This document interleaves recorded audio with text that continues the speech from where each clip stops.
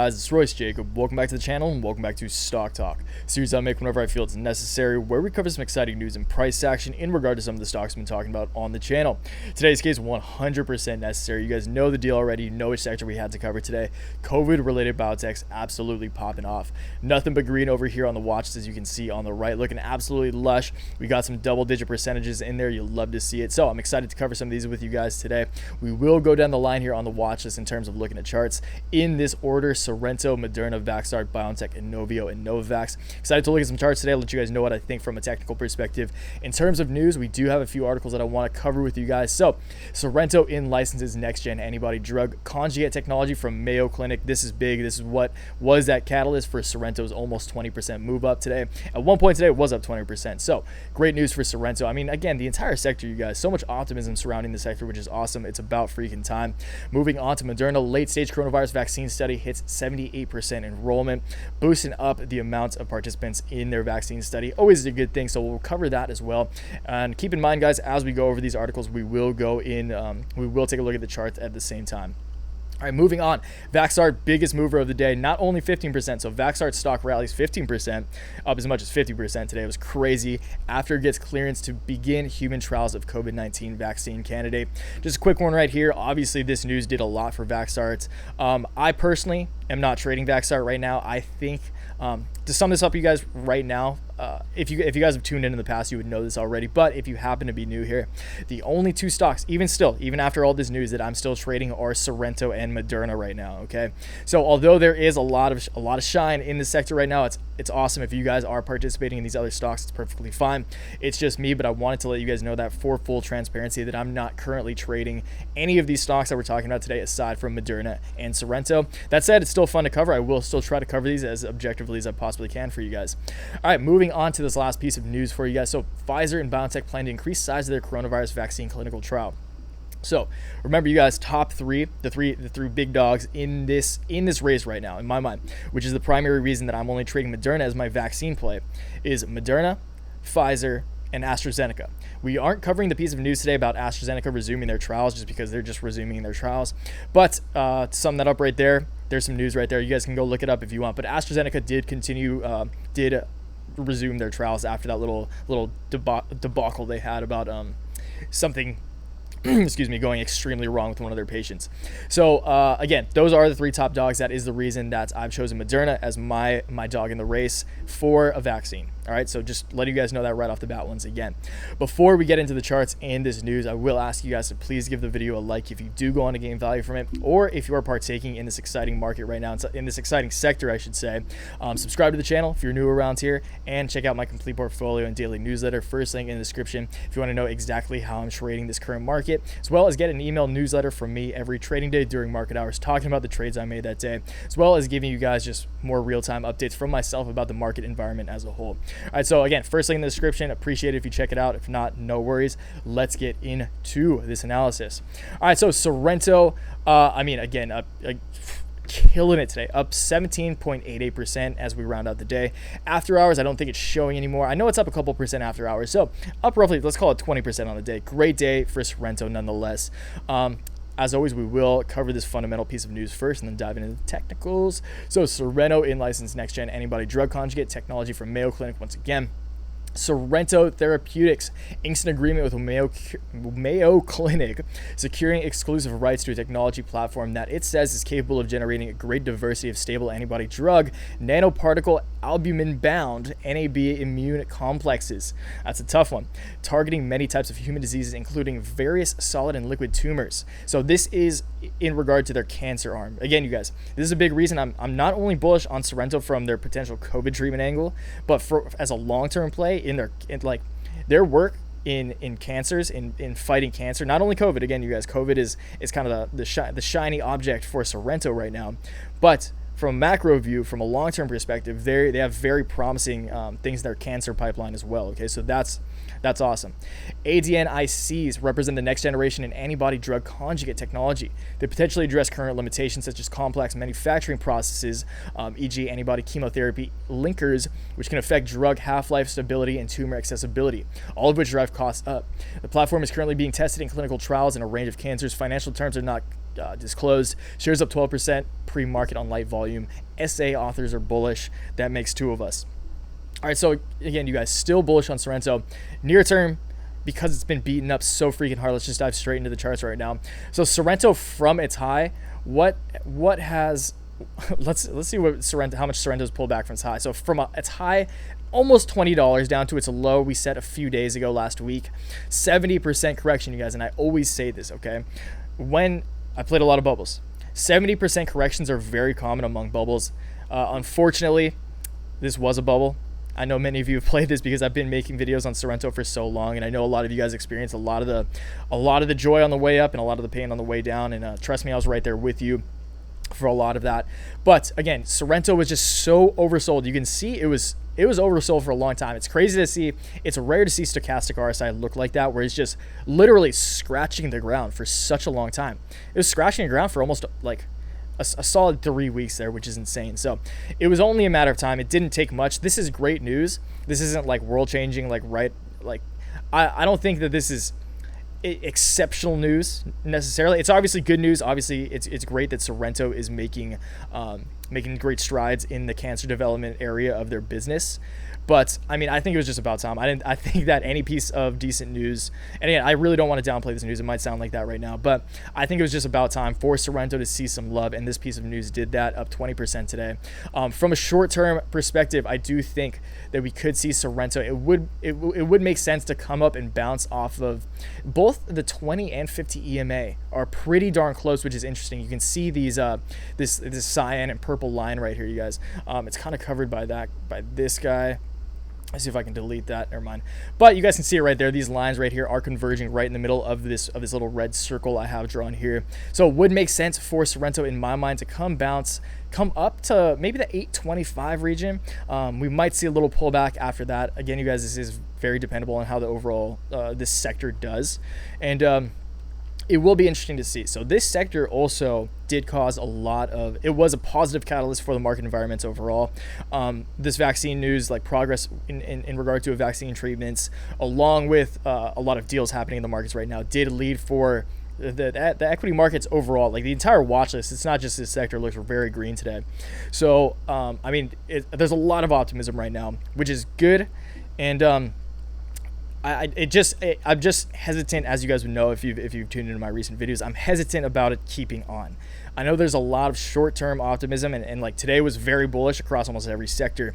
I'm just pretty cautious right now. I'm personally cautious. Again, you guys keep in mind that my beliefs are only my beliefs. It could very well play out the exact opposite of what I'm thinking right now. We could keep ripping across every sector, but just me personally, a little sketched out about the markets right now. I want to let you guys know that, so I am playing a little cautiously.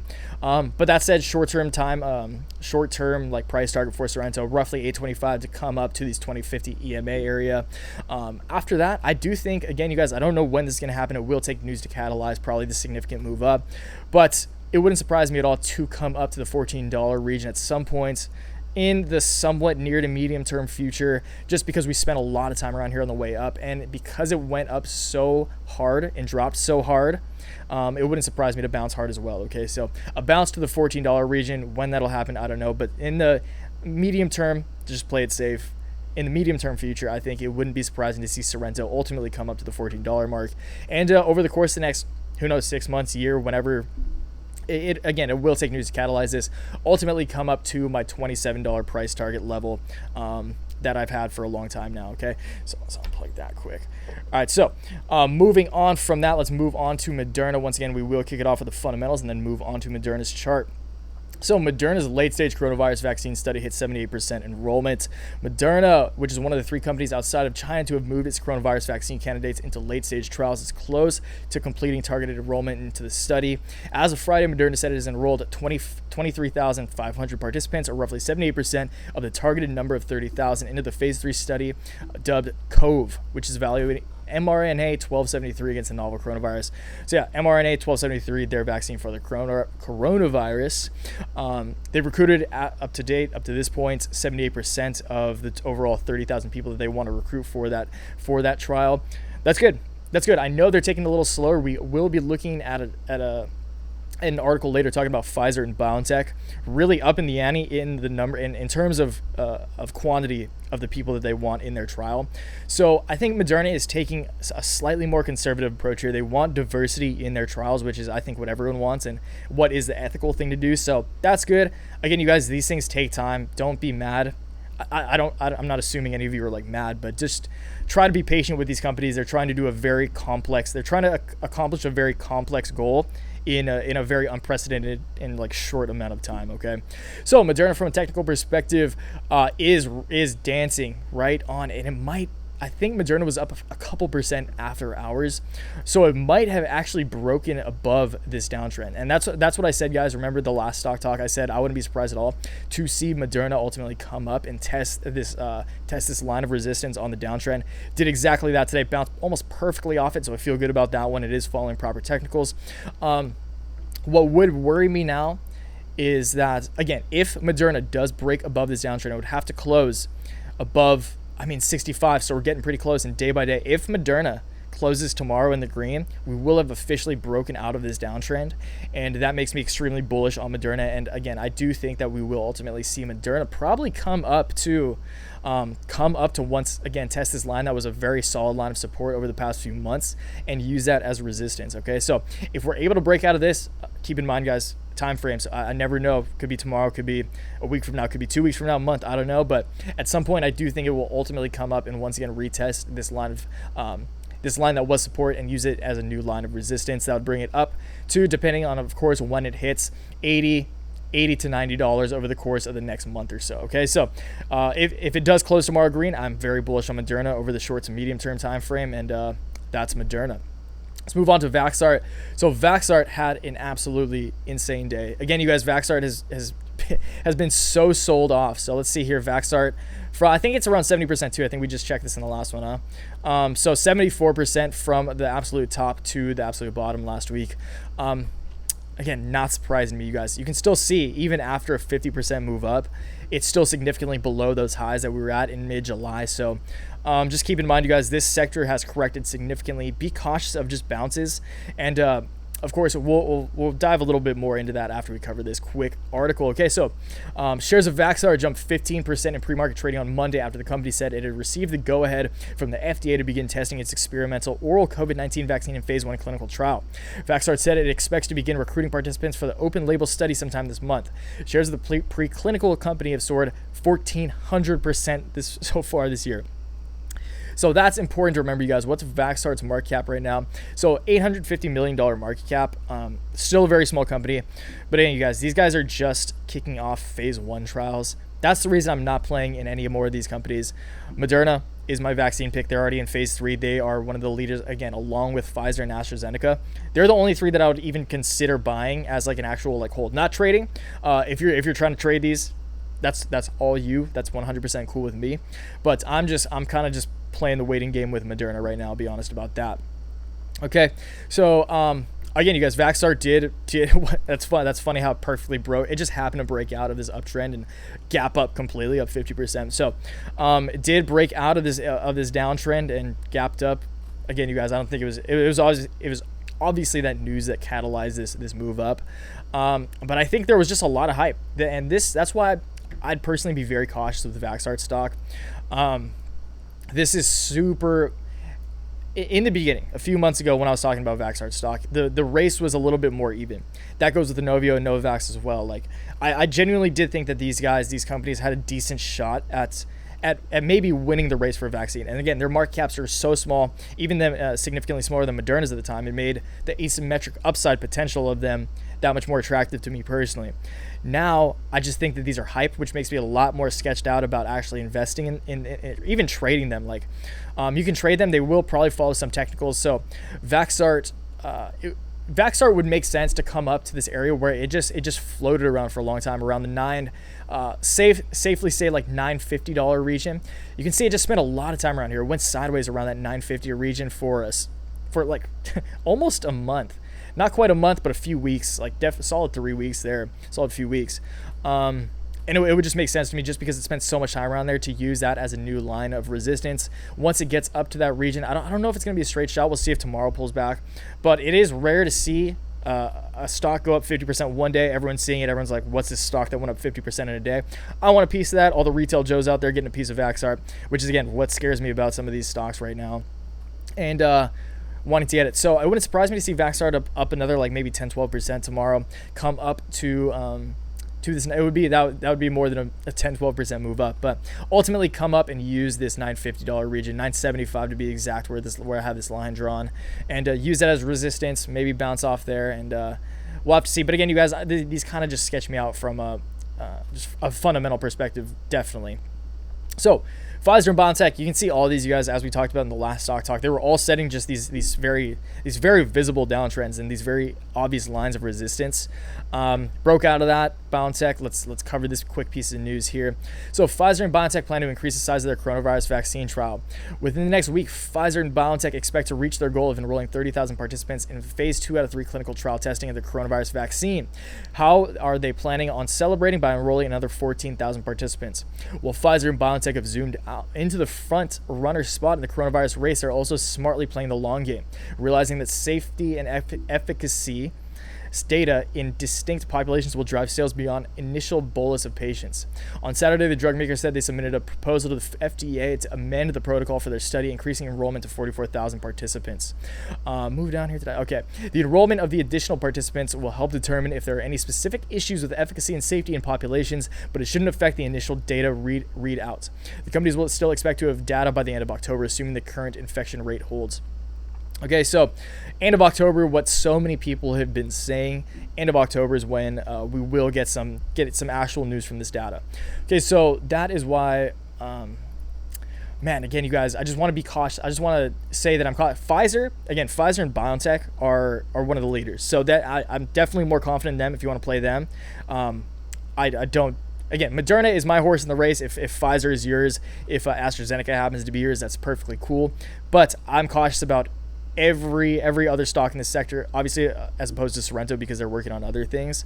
I'm cautious specifically of Vaxart, Inovio, and Novavax. Okay, so BioNTech, again, did break above this. It would make sense to see BioNTech specifically. I would be surprised if it did set 2 highs. It closed 2 daily candles right at this where is this? At the $77 level, it's currently $67. That'd be a nice 15% move up right there. So it wouldn't surprise me at all to see it move up over maybe the course of this week. Again, if momentum does continue in the sector, move up another 15% or so, and once again retest this area that it spent a lot of time around right here. Okay, so that is BioNTech.